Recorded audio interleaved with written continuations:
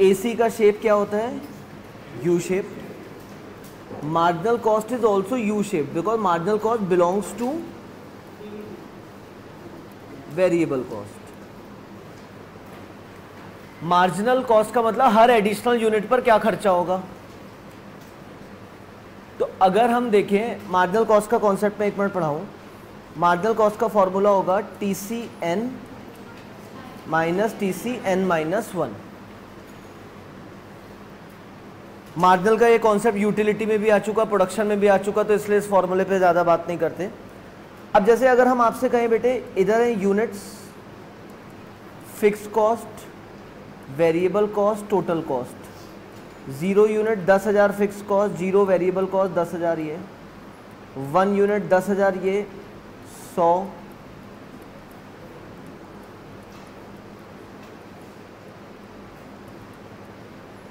तो जो marginal cost है जरा बताइए कितनी आएगी. 100, 200, जो यही होगी बिकॉज फिक्स कॉस्ट तो सेम ही रही.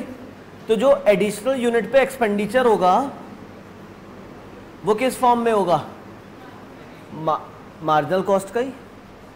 जो वेरिएबल कॉस्ट का में वेरिएबल कॉस्ट के कारण ही टोटल कॉस्ट चेंज हो रही है. 10,100 से 10,200 हुआ. तो इस अब मान लीजिए 5 यूनिट बनाते हैं हम, 3 यूनिट, तो ये हो जाएगा 10,000, ये 300, 10,300. मार्जिनल कॉस्ट क्या होगी? 300. बिकॉज इस टोटल में फिक्स का तो कोई चेंज आ ही नहीं रहा. तो जो भी चेंज आ रहा है वो किस वजह से आ रहा है? Variable cost. और वेरिएबल कॉस्ट में भी यूनिट वाइज पर यूनिट जो चेंज आ रहा है. एवरेज कॉस्ट भी पर यूनिट होता है और मार्जिनल भी पर यूनिट होता है. बट एवरेज कॉस्ट सारी कॉस्ट को डिवाइडेड बाय यूनिट करके ऑन एंड एवरेज बांटना होता है. और मार्जिनल कॉस्ट हर एडिशनल यूनिट पे क्या खर्चा हुआ. तो दोनों ही हमारी कॉस्ट कैसी चलती है? Per unit. अगर मैं बोलता हूं पर यूनिट कॉस्ट तो ये मार्जिनल भी है, एवरेज भी है. मार्जिनल कॉस्ट हर अगले यूनिट ने क्या खर्च किया, और average cost on and average एक यूनिट पर कितना खर्चा एलोकेट हुआ. अच्छा, अगर मैं यहां 5 कर दूं, मार्जिनल कॉस्ट क्या होगी? 3 पर 10 300 है, 5 पे 10 500 है, 100 होगी. अरे भैया ये जो डिफरेंस है 200 का, ये कितने यूनिट पर है? 2 यूनिट पर. और मैंने बोला था मार्जिनल हमेशा किस फॉर्म में चलता है? Per unit. तो 200 डिवाइडेड बाई 2 क्या आ जाएगा? यहाँ पर 100 आ जाएगा. ये सब 100 ही थे एक तरीके का. तो बेसिकली मार्जिनल कॉस्ट भी पर यूनिट कॉस्ट है. दैट इज ईच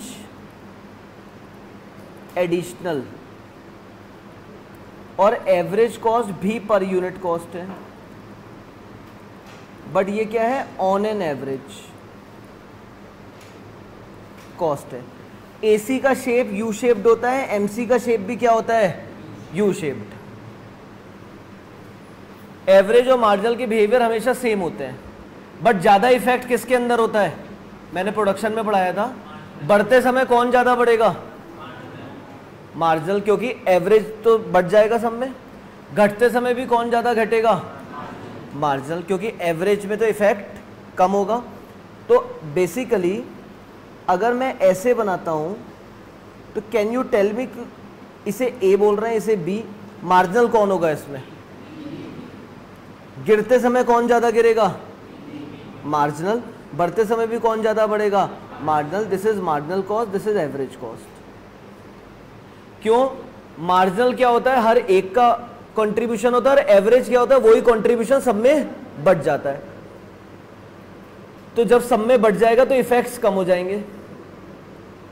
तो अगर गिर रहा है तो इफेक्ट कम होने से एवरेज कम गिरेगा.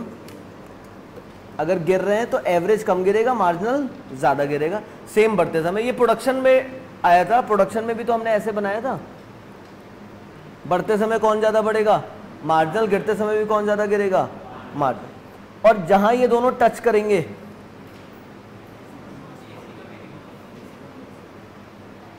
देखिए गिरते समय कौन ज्यादा गिर जाएगा, मार्जिनल। तो मार्जिनल ज्यादा नीचे पहुंच गया, से 20 पे पहुंच गया, एवरेज गिरते गिरते 15 पे पहुंचा।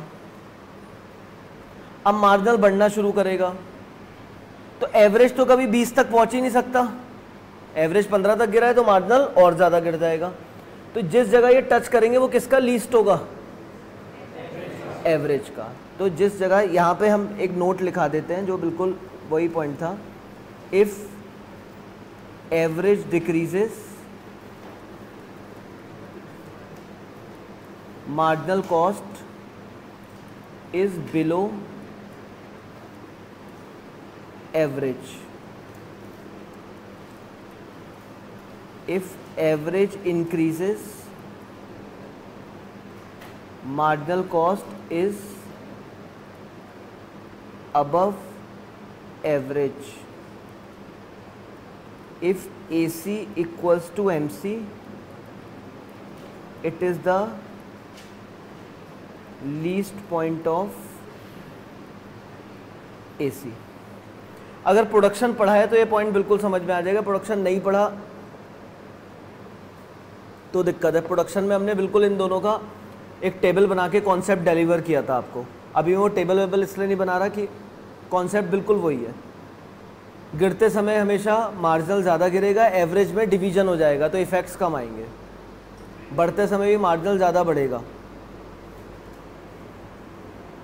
जिस जगह ये दोनों बराबर होंगे वो किसका लीस्ट होगा, एवरेज का।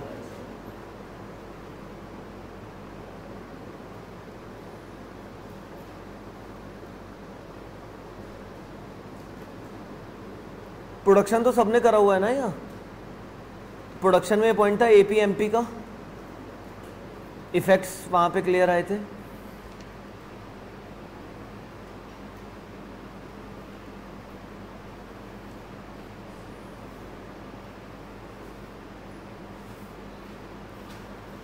तो ये जो पॉइंट है इसे अगर मैं एक्स बोलता हूं तो एक्स पॉइंट क्या रिप्रेजेंट कर रहा है, लीस्ट पॉइंट ऑफ एवरेज। और मार्जिनल इससे भी नीचे पहुंच गया होगा, गिरते गिरते मार्जिनल बहुत नीचे पहुंच गया, से गिरते गिरते 20 तक आ गया, ये 15 तक आया। अब ये दोनों बढ़ना शुरू होंगे तो ये तो कभी 20 तक आएगा नहीं क्योंकि ये ज़्यादा गिर गया है। तो 19, 18, 17, 16, 15 पे दोनों जने एक जगह टच करेंगे, that is the least point average. अब एग्जाम में क्वेश्चन आता है एसी इज डिक्रीजिंग, तो आप क्या बोलेंगे, MC decreases, increases, both. If AC is decreasing, MC देखिए यहां तक डिक्रीज हो रहा है और यहां से इंक्रीज हो रहा है। AC 15 पे पहुंचा है, डिक्रीज होते होते कहां तक पहुंचेगा, 15 पे। MC पहुंच गया 20 पे, तो 15 तक पहुंचने पर MC को फिर क्या होना पड़ेगा, कर्व वाइज बात करेंगे तो बढ़ना भी पड़ेगा। तो अगर हमारा एग्जाम में क्वेश्चन आता है इफ एसी डिक्रीजेस, प्रोडक्शन में भी समझाया था मैंने, इसलिए मैंने नहीं लिखवाया, मैंने जरा देखिए क्या लिखवाया, इफ एसी डिक्रीज, मैंने नहीं लिखवाया एमसी डिक्रीजेस, एमसी बिलो होता है। बिलो एवरेज का मतलब मे be decrease may be increase, और अगर एसी इंक्रीजेस है तो एमसी अबव एवरेज होगा, दैट इज इंक्रीजेस। तो ये सही है बात। यहां से एसी बढ़ना शुरू होगा, एमसी भी बढ़ेगा क्योंकि एमसी तो पहले से ही बढ़ना शुरू हो चुका है, तो एमसी तो बढ़ता ही रहेगा। तो अगर आंसर आता है कि AC increases, MC increases, AC decreases, AC कहां तक डिक्रीज होगा, अपने लीस्ट पॉइंट तक। इस लीस्ट पॉइंट तक एमसी 20 तक पहुंचा होगा और इस लीस्ट पॉइंट तक आने में फिर एमसी को बढ़ना होगा। तो ये क्वेश्चन बहुत आता है, इफ एसी डिक्रीजेस आपको बोलना पड़ेगा MC may be decrease may be increase, और if AC increases MC increases. ये इंपॉर्टेंटली समझना पड़ेगा। और अगर मैं आपको एक पॉइंट देता हूं, एसी 10 एमसी 8,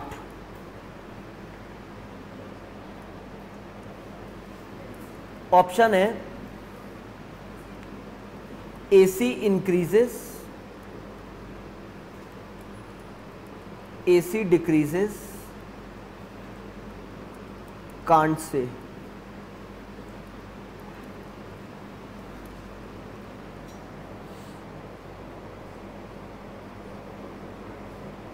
बस ये दे दिया, बस AC 10 MC 8।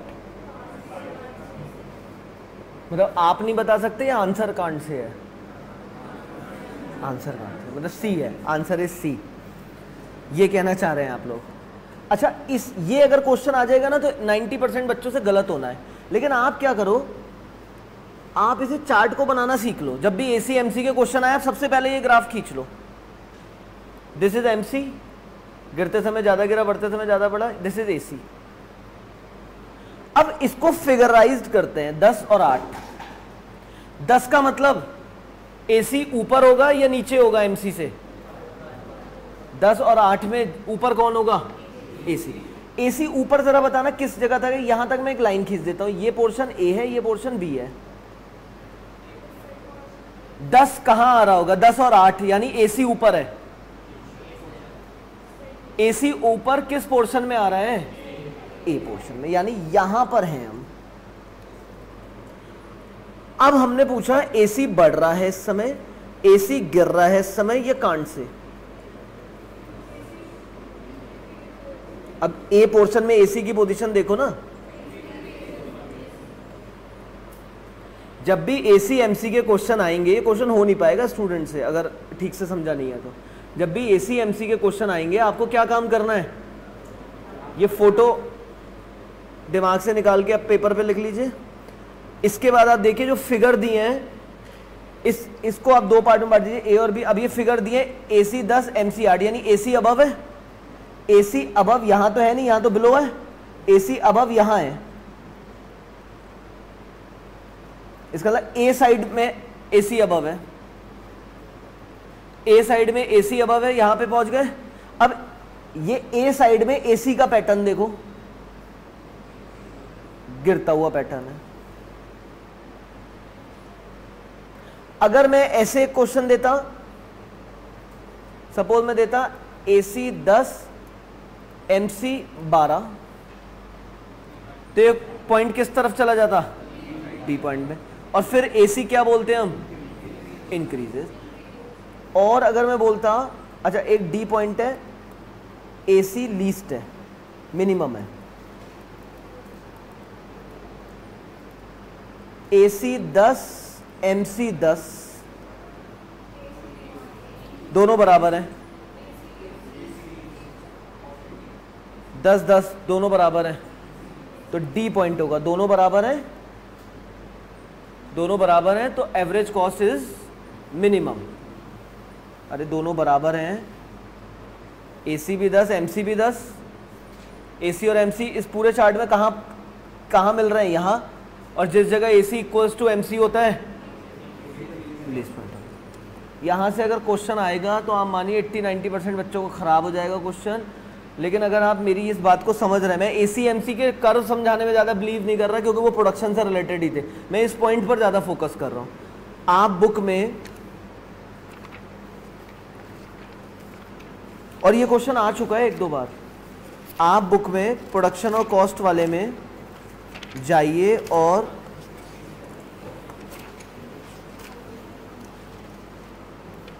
यहां पर आप एक सेकेंड,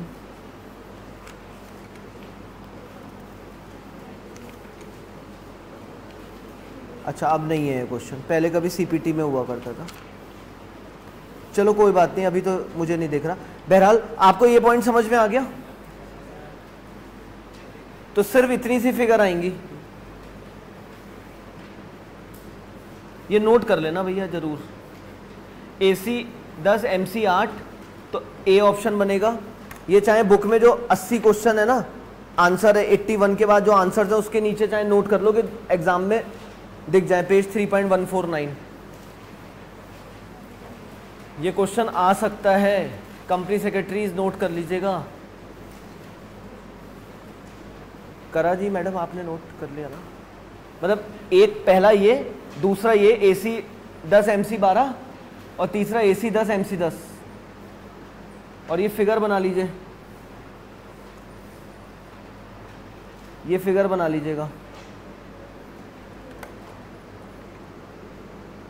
क्योंकि एग्जामिनर ने कंफ्यूज करना होगा तो ऐसे दे देगा आपको।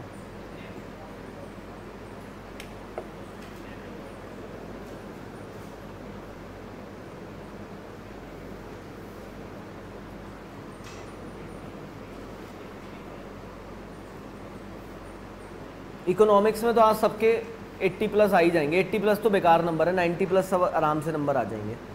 बाकी सब्जेक्ट पे ध्यान दोगे, मैं अपनी क्लासेस में अपने हिसाब से करा दूंगा, बहुत अच्छे नंबर आएंगे आप लोगों को पूरे वाले चैप्टर में। बाकी सब्जेक्ट्स में पूरा फोकस रखो। मेरे वाले तो क्वेश्चन यहाँ बस नोट करते चलो, जो मैं एक्स्ट्रा काम करा रहा हूँ। इस पर देखो ज़रा क्या क्या पॉइंट्स बन रहे हैं। और अगर देखें हम क्वेश्चन, अरे वाह मिल गया क्वेश्चन 74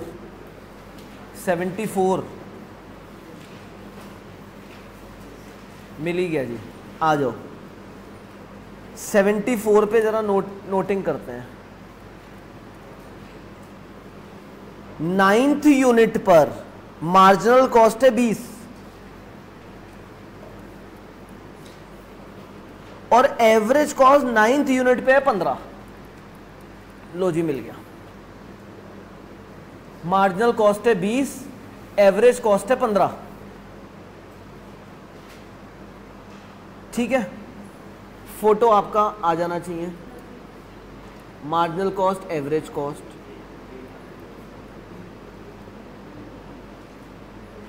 किस तरफ फॉल कर रहा है? ए वाली तरफ, बी वाली तरफ। मार्जिनल कॉस्ट अबव है ना, तो ये बी वाली तरफ का पोर्शन है। अरे मार्जिनल कॉस्ट ऊपर जा रहा है, बी वाली तरफ का क्वेश्चन है। ठीक है, बड़ी लेट एक्सप्रेशन देते हैं आप, आ जाए समझ में तो बता दिया करिए। 74 में अब यहां देखिए बी वाली साइड में हम चलते हैं। बी वाली साइड के हिसाब से देखते हैं हमारा आंसर क्या होगा।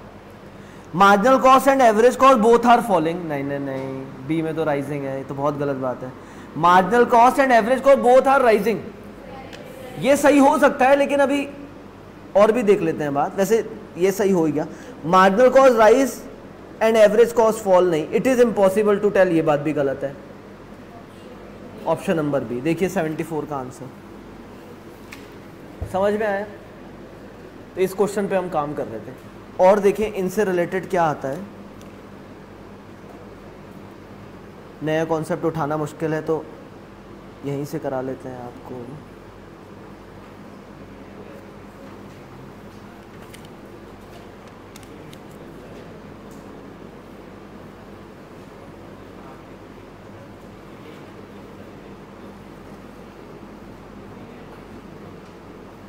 $69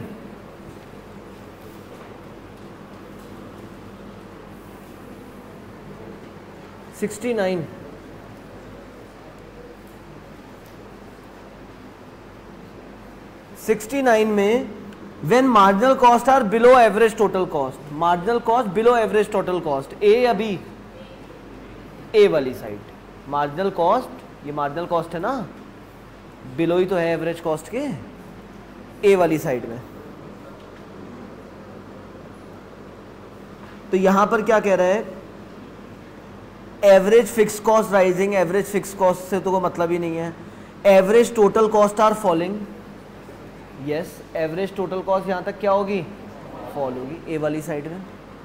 average total cost rising, average total cost minimize नहीं, मिनिमाइज तो तब होती है दोनों बराबर होते हैं। तो इसका आंसर होना चाहिए बी, 69 का बी।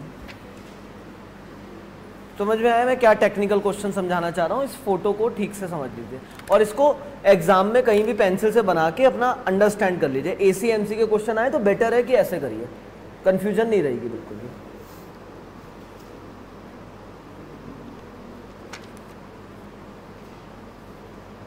बाकी फिर बाकी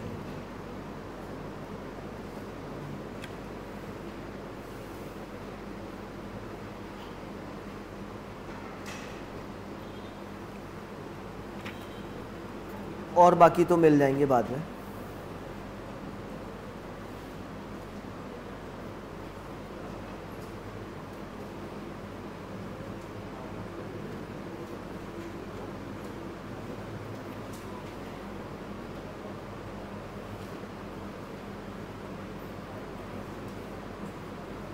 78।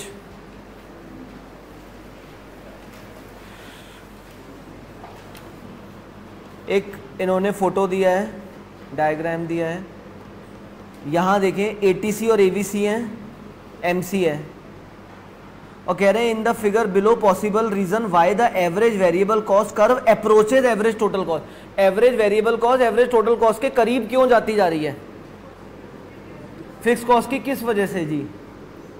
बिकॉज फिक्स कॉस्ट फॉल होती है या एवरेज फिक्स कॉस्ट फॉल होती है?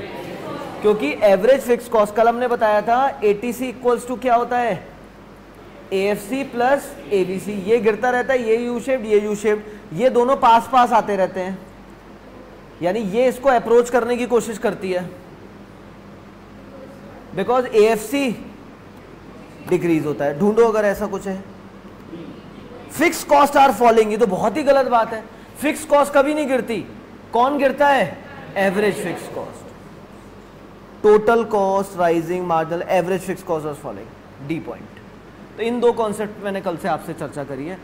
थोड़ा मेरे पास समय कम है क्योंकि किसी ने ज़्यादा समय ले लिया है। मेरे मेन स्टूडेंट, मेन से मतलब सब मेन है, मगर उनको ज़्यादा समय चाहिए था, उनका मैं ही मेन टीचर हूँ। तो कल हम इसको कंसेप्ट को ख़त्म करते हैं। आज करना था ख़त्म, बट कल इसको श्योरली ख़त्म करेंगे इस चैप्टर को।